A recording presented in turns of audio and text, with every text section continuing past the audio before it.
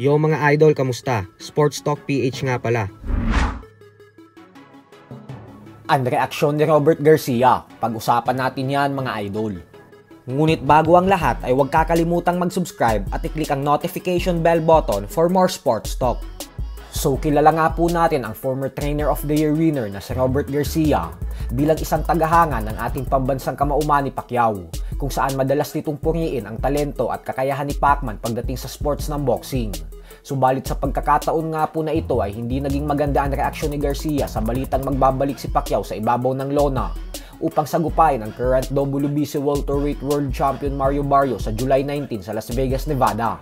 Paliwanag ni Garcia na natatakot daw kasi siya sa posibleng sapitin ng ating pambansang kamao sa kamay ni Barrios, lalo pat hindi na daw maganda ang pinakitang performance ni Pacquiao sa huling laban nito kontra kay Yordenis Ugas 4 na taon na ang nakakalipas, habang si Ugas naman umano ay winasak at tinumbalang ni Barrios nang walang kahirap-hirap.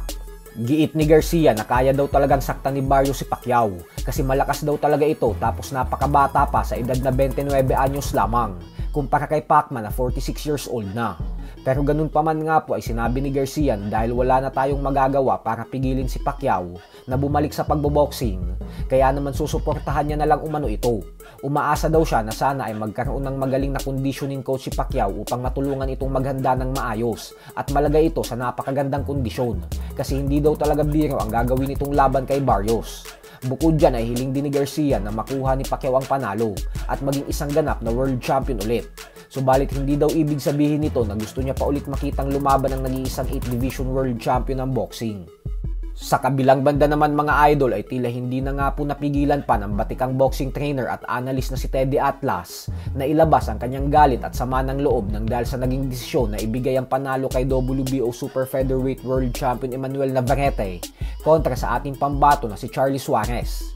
Birada ni Atlas na yung mga ganitong sitwasyon umano ang dahilan kung bakit patuloy na lumalayo ang loob ng mga fans sa sports ng boxing.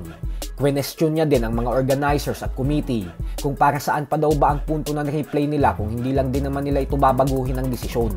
Kasi siya daw mismo ay pinanood niya ng mahigit 400 na beses yung replay at kitang-kita niya daw talaga na suntok ang dahilan ng pagkasugat ni Navarrete at hindi headbutt. Nangihinayang daw siya ng gusto para kay Suarez kasi dapat umano ngayon ay nagdidiwang na ang Filipino fighter bilang isang world champion. Subalit dahil umano sa mga katangahan at kapalpakan ng mga organizers ay nanakawan daw si Suarez ng panalo, kampyonato, selebrasyon at binaklas pa daw ang napakalinis nitong undefeated record.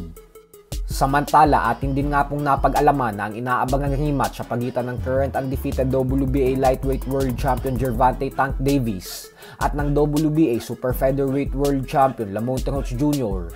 ay nakatakda ng ganapin ngayong August 16. Dito na magkakaalaman kung mas matibay talaga si Roach kay Davis o kaya naman ay sadyang masyado lang minaliit ni Davis si Roach dahilan kung bakit hindi ito naghanda ng maayos. So hanggang dito na lang po muna tayo mga idol.